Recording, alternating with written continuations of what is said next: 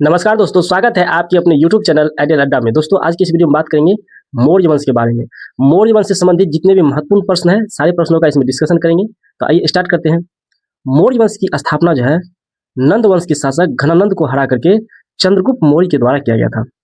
और इसका वर्णन जो है किसमें मिलता है, जिसने कि घनानंद को हरा करके, जो नंद वंश के शासक घनानंद को हरा करके चंद्रगुप्त मौर्य ने मौर्य वंश का स्थापना किया, तो ये मुद्रा राक्षस में वर्णन किया गया।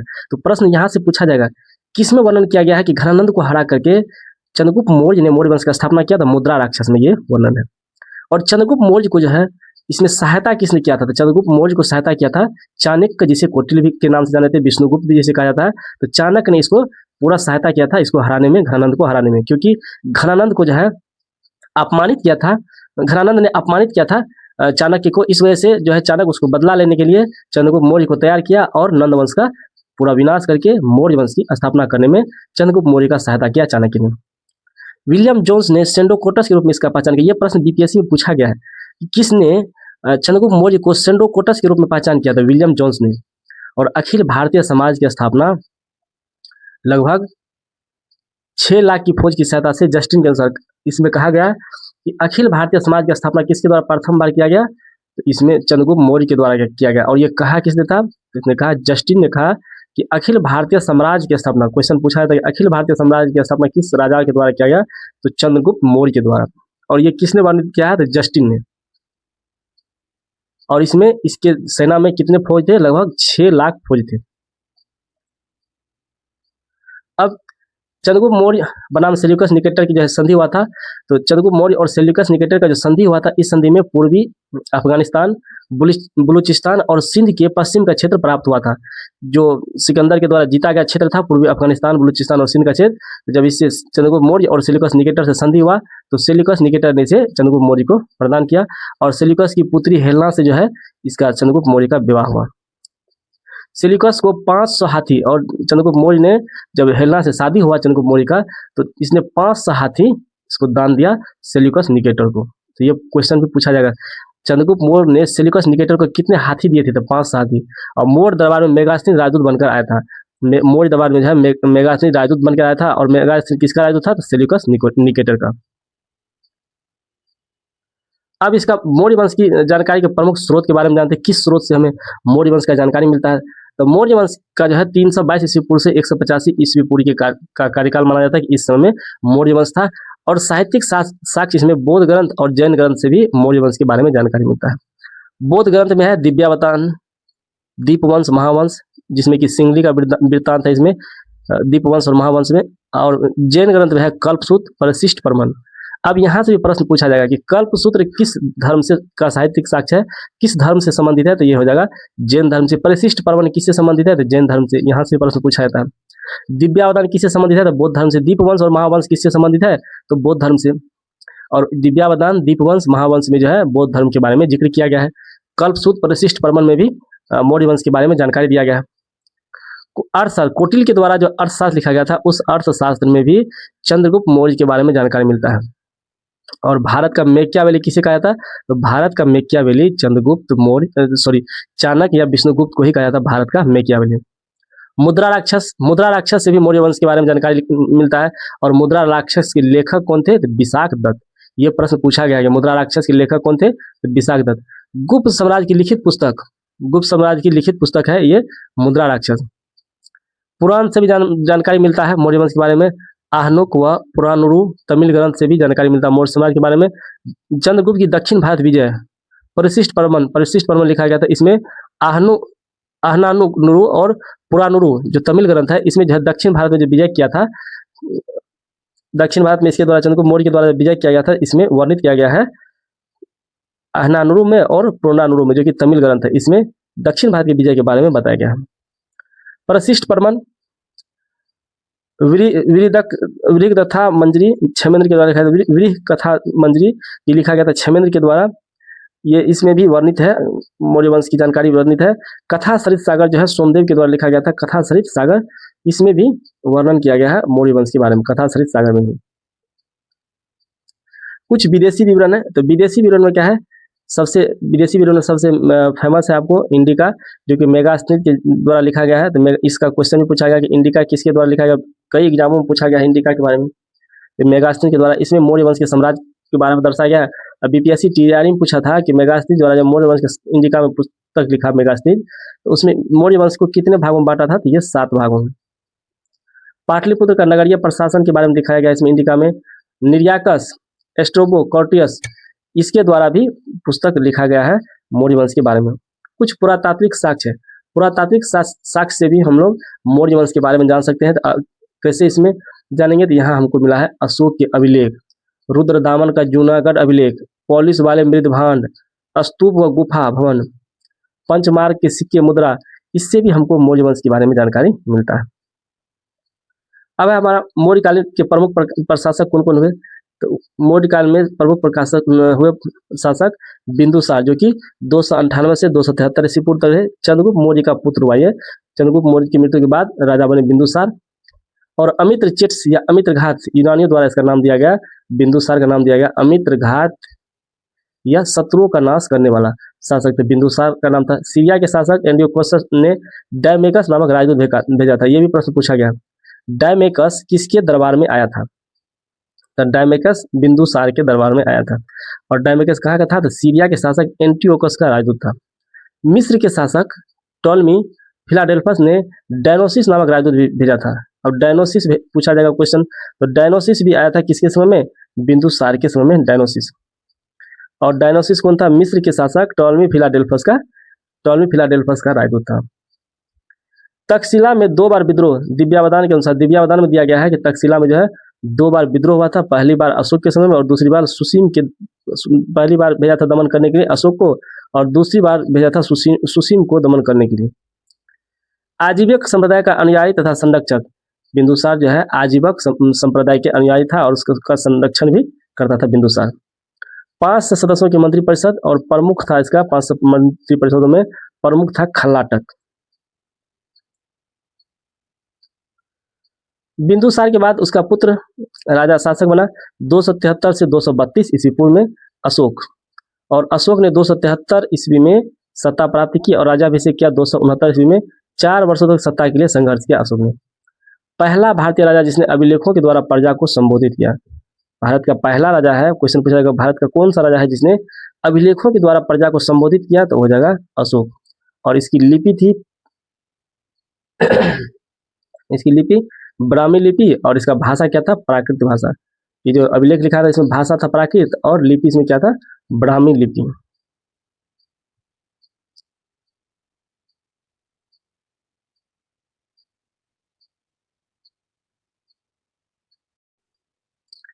अशोक के अभिलेखों को 5 श्रेणियों में बांटा गया। अशोक के अभिलेखों को कितने श्रेणियों में बांटा गया है, तो 5 श्रेणियों में। दीर्घ स्तंभलेख, लघु स्तंभलेख, दीर्घ शिलालेख, लघु शिलालेख और पृथक शिलालेख। ये दीर्घ स्तंभलेख, लघु स्तंभलेख, ये क्वेश्चन पूछा जाता है। दीर्घ शिलालेख टीआरई 2 में भी क्वेश्चन पूछा है यहाँ से, शिलालेख से, स्तंभलेख से। लघु शिलालेख और पृथक शिलालेख। इसमें है मास्की लघु शिलालेख अशोक के बुद्ध शाक्य तथा अशोक नाम का उल्लेख मिलता है मास्की में। मास्की इसका क्या है, लघु शिलालेख में अशोक के बुद्ध शाक्य तथा अशोक के नाम का जो है वर्णन मिलता है किसमें, तो मास्की में। क्वेश्चन पूछा जाएगा अशोक के बुद्ध शाक्य या अशोक नाम किसमें मिलता है, तो मस्की में। मस्की कौन सा, यही क्वेश्चन टीआरई 2 में पूछा था। मस्की क्या है, लघु शिलालेख है। क्वेश्चन पूछा था कौन इसमें, लघु शिलालेख है, तो इसमें हो जाएगा मस्की। भाबरू या बेराट शिलालेख से इसका नाम मिला है प्रियदर्शी। इसका नाम मिला है भाबरू और बेराट से प्रियदर्शी। नेतुर उडेगोलम से अशोक का नाम उल्लेख हुआ है। नेतुर से उडेगोलक से अशोक का नाम उल्लेख हुआ है। और गुर्जरा से भी अशोक का नाम उल्लेख हुआ अशोक। अशोक के अभिलेख धम्म का सिद्धांत दिया है। अशोक के अभिलेख ने क्या दिया, धम्म का सिद्धांत दिया है। और अशोक के अभिलेख को पहली बार पढ़ा था किसने, जेम्स प्रिंसेप ने। ये प्रश्न भी टीआरई 2 में पूछा गया है कि अशोक के अभिलेख को पहली बार किसने पढ़ा था, जेम्स प्रिंसेप ने। और क्वेश्चन पूछा था कब पढ़ा था, ये भी प्रश्न पूछा जाता है। तो आप लोग कमेंट करके बताएं कब पढ़ा था, क्योंकि इसका एमसीक्यू जो करवाए थे उसमें हम बताए हुए हैं। तो आप लोग बताएं कि अशोक के अभिलेख को पहली बार जेम्स प्रिंसेप ने कब पढ़ा था। इसमें जानेंगे अभिलेख में है शिलालेख, स्तंभलेख और गुहालेख। तो मुख्य शिलालेख में क्या है, मुख्य शिलालेख 14 गो है मुख्य शिलालेख कितना है, यहाँ से प्रश्न पूछा जाएगा। मुख्य शिलालेख कितना है, 14 है, और लघु शिलालेख कितना है, 18 है। स्तंभ लेख कुल कितना है, 14, जिसमें दीर्घ स्तंभ लेख और लघु स्तंभ लेख है। और गुहा लेख है, गुफाओं में उत्कीर्ण लेख को गुहा लेख कहते हैं, तो गुहा लेख का वर्णन नहीं, गुहा लेख भी इसमें पूछा जाता है। तो अब इसमें जानेंगे सारा 14 बृहद शिलालेख जो है, मुख्य शिलालेख जिसको बृहद शिलालेख कहते हैं, उसके बारे में किससे क्या हमें प्राप्त हुआ है। तो पहला 14 बृहद शिलालेख में से पहला शिलालेख में मिला है पशु बलि की निंदा किया गया है, उसमें पशु बलि की निंदा के बारे में। दूसरा में है मनुष्य एवं पशु दोनों को चिकित्सा व्यवस्था का उल्लेख, चोल पांड्य सत्यपुत्र एवं केरलपुत्र की चर्चा किया गया है दूसरा में। तीसरा में राजकीय अधिकारियों युक्त रज्जुक और प्रादेशिक को हर 5वें वर्ष दौरा करने का आदेश दिया गया है। चौथा है भेरी घोष की जगह धम घोष की घोषणा। चौथा में है भेरी घोष की जगह धम घोष की घोषणा। पांचवा में है धम महामात्रों की नियुक्ति के विषय में जानकारी। धम महामात्र का जो नियुक्ति होता था उसके विषय में जानकारी मिलता है पांचवा में। छठा है प्रतिवेदक की चर्चा। सातवां में है सभी संप्रदाय के लिए सहिष्णुता की घोषणा।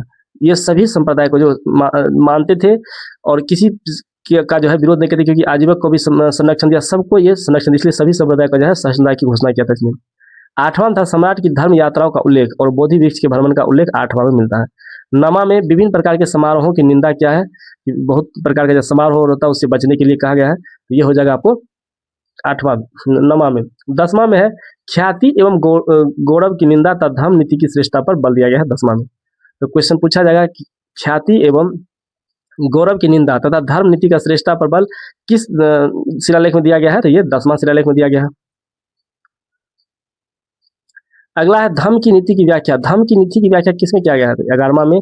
सर्वधर्म संभाव एवं स्त्री महामात्र की चर्चा किसमें है, 12वां में।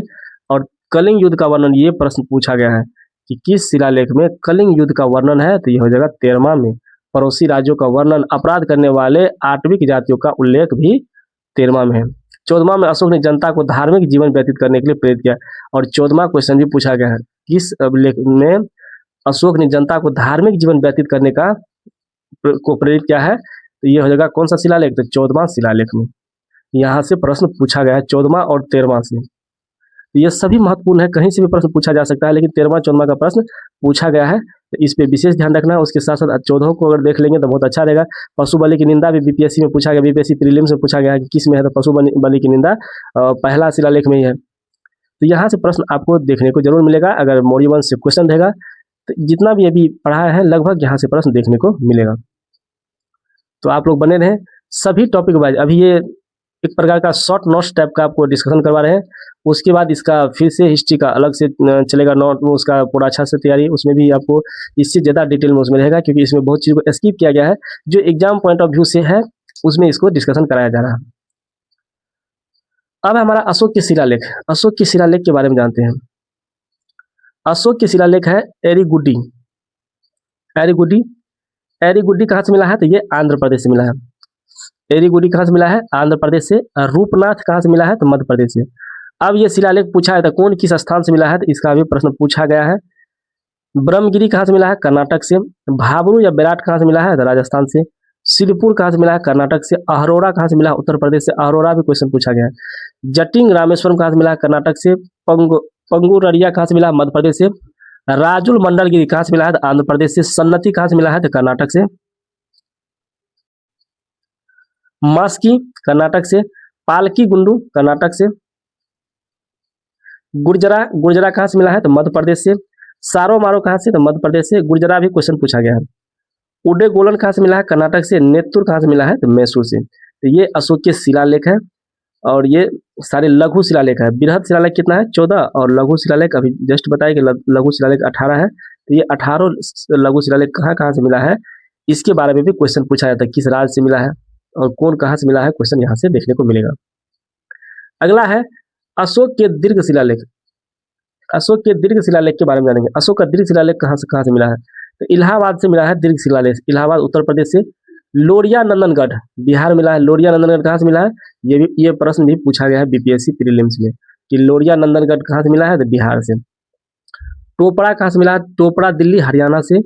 और लोरिया अरेराज कहाँ से, लोरिया नंदनगढ़ और लोरिया अरेराज दोनों मिला है कहाँ से, आपको दोनों मिला है बिहार से। मेरठ दिल्ली मिला है उत्तर प्रदेश से। रामपुरवा भी कहाँ से मिला है, तो बिहार से मिला है।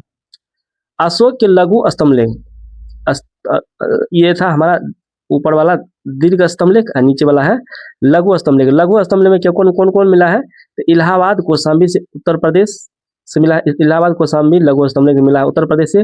सांची मिला, सांची के बारे में भी क्वेश्चन बीपीएससी टीआरई में पूछा है। सांची कहाँ से मिला है? तो मध्य प्रदेश से। सारनाथ कहाँ से मिला? तो उत्तर प्रदेश से। रुमिनदेई कहाँ से मिला है? रुमिनदेई ये मिला है नेपाल के तराई क्षेत्र से। और निगाली सागर कहाँ से मिला है? तो निगाली सागर मिला है भी नेपाल के तराई क्षेत्र से। तो यहाँ से जो हमारा दीर्घ स्तंभ लेख है, लघु स्तंभ लेख है, यहाँ से भी आपको प्रश्न देखने को मिलेगा। वीडियो अच्छा लगता है तो आप लोग लाइक कमेंट करके जरूर बताएं। लाइक करने से क्या होगा? तो आप हमको लगेगा कि आप मेरे वीडियो को पसंद कर रहे हैं, मेरा वीडियो अच्छा लग रहा है, तो आप लोग बताएं, प्रेज करें। और कहीं पे कोई त्रुटि है तो आप ये भी कमेंट कर सकते हैं, इसमें कोई नहीं है कि हम, अगर आप लगता है कि ये वीडियो अच्छा नहीं बन रहा है, इसमें और कुछ सुधार की ज़रूरत है, तो आप कमेंट करके ज़रूर बताएं कि यहाँ पे कोई मिस्टेक हो रहा है, तो वहाँ भी आप लोग ज़रूर कमेंट करके बताएं। और अगर चैनल पर नए हैं तो चैनल को सब्सक्राइब कर लें, अधिक से अधिक दोस्तों को शेयर करें, जिससे कि सभी दोस्तों को इसका बेनिफिट मिल सके। तो आइए आगे डिस्कशन करते हैं। अशोक का कलिंग युद्ध एवं धम्म नीति। तो कलिंग युद्ध से क्वेश्चन पूछा गया है बीपीएससी टीआरई में। कलिंग युद्ध पूछा था, कलिंग युद्ध कब हुआ था? तो कलिंग युद्ध हुआ था 261 ईस्वी पूर्व में। राजाभिषेक के 8 वर्ष, जब ये राजाभिषेक के थे अशोक ने, उसके 8 वर्ष के पश्चात हुआ था कलिंग युद्ध। ये भी प्रश्न पूछा गया था कि कितने वर्षों के बाद, अशोक के राजाभिषेक के कितने वर्षों के बाद कलिंग युद्ध हुआ था? तो 8 वर्ष। इसमें 1 लाख लोगों का मृत्यु हुआ था, 10 लाख और 1.5 लाख लोग को बंदी बनाया गया था। भेरी घोष के स्थान पर धम्म घोष की नीति लाया था। पहले भेरी घोष की नीति चल रहा था, और भेरी क्वेश्चन पूछा जाएगा कि अशोक के द्वारा किस घोष के स्थान पर जो है धम्म घोष लाया गया था? तो भेरी घोष के स्थान पर धम्म घोष की नीति लाया गया था। भेरी घोष में भौतिक विजय की नीति का त्याग किया गया और धम्म घोष में सांस्कृतिक विजय पाने की नीति अपनाया गया।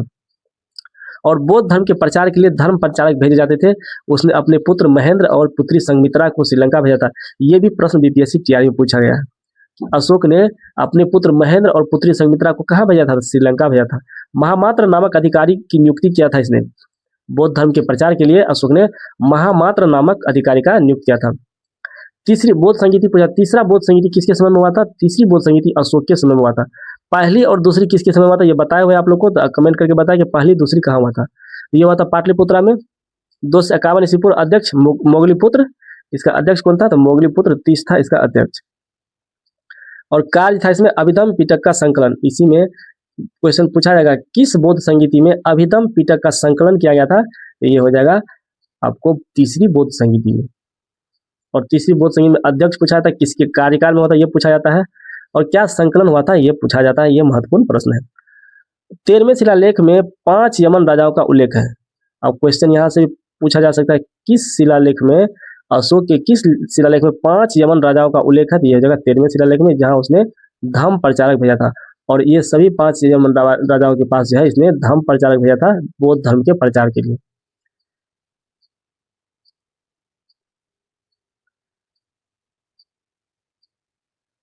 अब इसमें हम जानेंगे मौर्यकालीन प्रशासनिक व्यवस्था क्या था। मौर्यकालीन प्रशासन में कौन क्या थे? तो राजा सबसे शीर्ष पे रहते थे राजा। और राजा जो है धर्म प्रवर्तक, सामाजिक व्यवस्था का संचालन, कौटिल्य के अनुसार कहा गया कि राजा सबसे शीर्ष पर रहता है और धर्म प्रवर्तक, सामाजिक व्यवस्था का संचालन राजा के द्वारा किया जाता है। शीर्ष अधिकारी, दूसरा था शीर्ष अधिकारी। तीर्थ विभाग, अर्थशास्त्र में 18 तीर्थों का वर्णन, यहाँ से भी प्रश्न पूछा गया है कि अर्थशास्त्र में कितने तीर्थों का वर्णन है? तो अर्थशास्त्र में 18 तीर्थों का वर्णन है। नगद वेतन का भी व्यवस्था इसमें है कि शीर्ष अधिकारी को नगद वेतन मिलता था। मंत्री, पुरोहित, सेनापति या युवराज आदि का भी इसमें पोस्ट रहता था। शीर्ष अधिकारी में मंत्री, पुरोहित, सेनापति तथा युवराज को शामिल किया गया था। किसमें? तो शीर्ष अधिकारी में। संदेशवाहक, एक स्थान से दूसरे स्थान पर घूमने वाला संदेशवाहक होता था। ये महत्वपूर्ण अधिकारी होता था। अधिकारियों के कार्यों पर दृष्टि रखने का काम इसी का होता था, संदेशवाहक का। अधिकारी में सन्निधाता, ये क्वेश्चन पूछा गया है। सन्निधाता कौन थे? कोषाध्यक्ष को सन्निधाता कहा जाता था। समाहर्ता, यह समाहर्ता कर संग्राहक को समाहर्ता कहा जाता है।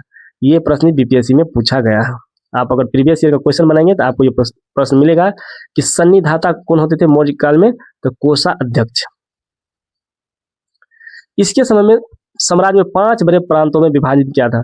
मौर्य साम्राज्य को कितने प्रांतों में विभाजित किया गया था? तो 5 बड़े प्रांतों में विभाजित किया गया था। इसमें कौन कौन प्रांत था? अवंती, प्राची, कलिंग, दक्षिणापथ और उत्तरापथ। अब प्रश्न यहाँ से आएगा कि मौर्य साम्राज्य को कितने प्रांतों में विभाजित किया गया था। टीआरई 3 में पूछा था अकबर ने अपने क्षेत्र को किन किन परगनों में किया था, किस सिक्कों में किया था, क्वेश्चन पूछा गया। तो ये मौर्य साम्राज्य से भी पूछा जा सकता है कि मौर्य साम्राज्य को कितने प्रांतों में विभाजित किया गया है। तो ये 5 प्रांतों में विभाजित किया गया है, अवंती, प्राची, कलिंग, दक्षिणापथ और उत्तरापथ। अब है कोटिल द्वारा सप्तांग सिद्धांत दिया गया था, उसके बारे में जानेंगे क्या क्या। अब क्वेश्चन यहाँ से पूछा जा सकता है, किसके द्वारा सप्तांग सिद्धांत दिया गया। तो सप्तांग सिद्धांत किसके द्वारा दिया गया, तो कोटिल के द्वारा सप्तांग सिद्धांत दिया गया। और सप्तांग सिद्धांत में क्या था, तो सप्तांग सिद्धांत में था पहला राजा, जो राजा मेन स्वामी होते थे, सचिव, अमात्य, क्षेत्र, जनपद, क्षेत्र को जनपद, किला, दुर्ग और खजाना को कोष और सेना को दंड विभाग, अब मित्र को मित्र। ये 7 प्रकार के सप्तांग सिद्धांत दिया गया था। ये 7 होगा, राजा होगा, सचिव होगा, क्षेत्र होगा, किला होगा, खजाना होगा, सेना होगा, मित्र होगा। ये 7 सप्तांग सिद्धांत था। राजा ने राजा स्वामी, सचिव यानी अमात्य, क्षेत्र यानी जनपद, किला दुर्ग, खजाना कोष, सेना दंड और मित्र, इसमें मित्र को मित्र ही कहा गया।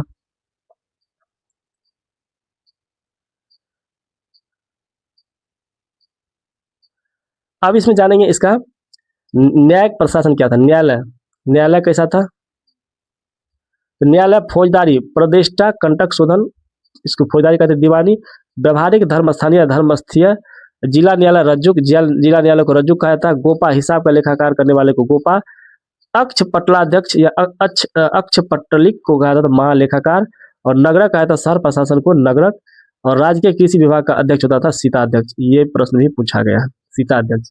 राज्य के कृषि विभाग के अध्यक्ष को कहा जाता था सीता अध्यक्ष। प्रांतीय प्रशासन, प्रांतीय प्रशासन में कौन कौन था, तो प्रांत, सबसे पहले प्रांत को बांटा गया था मंडल में, मंडल को बांटा गया जिला या विषय अधिकारी, जिसमें कि प्रादेशिक अधिकारी होते थे जिला या विषय में, रज्जुक होते थे और युक्तक होते थे 3। और ग्राम सबसे छोटी इकाई थी मौर्य वंश की, और इसका प्रधान होता था ग्रामिक या ग्रामिका। तो प्रांतीय प्रशासन कितने प्रकार था, प्रांत के बाद मंडल, प्रांत को बांटा गया था मंडल में, मंडल को जिले या विषय में, और जिले और विषय को किस में बांटा गया था, ग्राम में। तो ये 4 प्रकार का प्रांतीय प्रशासक होता था मौर्यकालीन इतिहास में। अब है संस्था अध्यक्ष किसको कहते थे, विधि के 4 स्रोत कोटिल के अनुसार दिया गया था, धर्म, व्यवहार, चरित्र और राजता, राजाज्ञा, इसमें दिया गया था। विधि के अनुसार कोटिल के जो है 4 स्रोत दिया गया था, धर्म, व्यवहार, चरित्र और राजाज्ञा, राजा का आज्ञा पालन करना।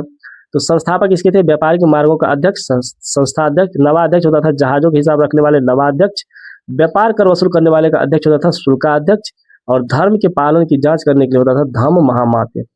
घुड़सवार सेना का अधिकारी होता था अश्वाध्यक्ष। तो यहाँ से भी प्रश्न आपको देखने को मिल सकता है कि संस्था अध्यक्ष कौन होता था, व्यापारिक मार्गों का अध्यक्ष, नवाध्यक्ष कौन होता था, जहाजों के हिसाब रखने वाला, शुल्काध्यक्ष, व्यापार कर वसूल करने वाला अध्यक्ष, और धर्म महामात होता धर्म को पालन करने की जांच के लिए धर्म महामात, अश्वाध्यक्ष, घुड़सवार सेना के अधिकारी को कहते थे अश्वाध्यक्ष। तो यहाँ से प्रश्न आपको मौर्य काल से महत्वपूर्ण प्रश्नों का ये सीरीज है। तो इससे प्रश्न आपको निश्चित प्रत्येक एग्जाम में, जितना भी हमारा ऑनलाइन एग्जाम होता है, वहाँ आपको प्रीलिम्स का जो भी एग्जाम होगा, सभी एग्जामों में यहाँ से प्रश्न देखने को जरूर मिलेगा।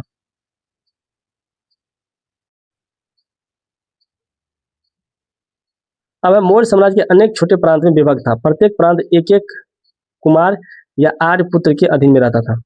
जितना भी मौर्य साम्राज्य का साम्राज्य था, छोटे छोटे प्रांतों में विभक्त था, प्रत्येक प्रांत में एक एक कुमार या आर्यपुत्र को के अधीन में दिया गया था उसकी देखरेख करने के लिए।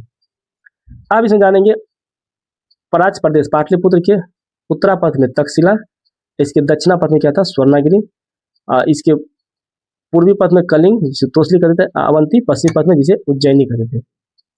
नगर प्रशासन कैसा था इंडिका के अनुसार, तो मेगास्थनी द्वारा पाटलिपुत्र के प्रशासन का वर्णन किया गया। इसमें कहा गया एस्ट्रोनोमोई नगर का प्रमुख होता था एस्ट्रोनोमोई, और एग्रोनोमोई जिले का अधिकारी होता था एग्रोनोमोई।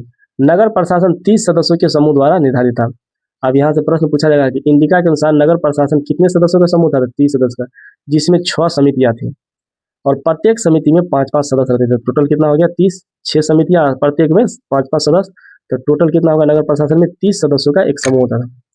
समिति में क्या था, तो प्रथम था जल सेना की व्यवस्था, दूसरा था यातायात एवं रसद की व्यवस्था, तीसरा था पैदल सैनिकों की देखरेख, चतुर्थ था अश्वारोही सेना की देखरेख अश्व का, पांचवा था गज सेना का देखरेख करने वाला, और छठा था रथ सेना की देखरेख करने वाला। और इस 6 में सब में 5-5 सदस्य होते थे, तो 6 और गुना 5 टोटल 30 सदस्य होता था इसके नगर प्रशासन में। इसलिए मौर्य साम्राज्य जो है बहुत ही शक्तिशाली थे। पूरा भारत में इसका साम्राज्य फैला हुआ था, क्योंकि इसका सिस्टम ऐसा था जिसके कारण ये पूरा भारत में जो है अपना साम्राज्य का विस्तार किया। सैन्य प्रशासन, सैन्य प्रशासन इसका कैसा था? सैनिक छावनियों को गुल्म एवं सैनिकों के वेतन को गुल दे कहा जाता था। इंडिका के अनुसार सैनिक छावनियों को गुल्म कहा जाता था और सैनिकों के वेतन को गुल्म दे कहा जाता था।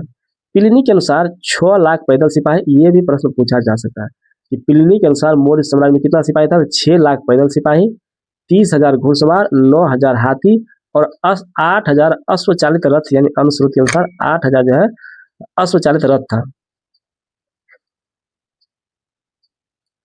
मौर्यकालीन आर्थिक स्थिति कैसा था? इसके बारे में जानेंगे। इसका आर्थिक स्थिति कैसा था? राजकीय मुद्रा पन था। इसके राजकीय मुद्रा क्वेश्चन पूछा जाएगा। मौर्य काल के राजकीय मुद्रा क्या था? तो पन। और आहत पंचमार्क मुद्राएं प्रचलित थी। अब ये प्रश्न भी पूछा गया बीपीएससी में, आहत सिक्का किससे बना हुआ था? तो आहत सिक्का चांदी की बनी होती थी। मोर पर्वत और अर्धचंद्र अंकित का इसे पंचमार्क पंच करके बनाया जाता था।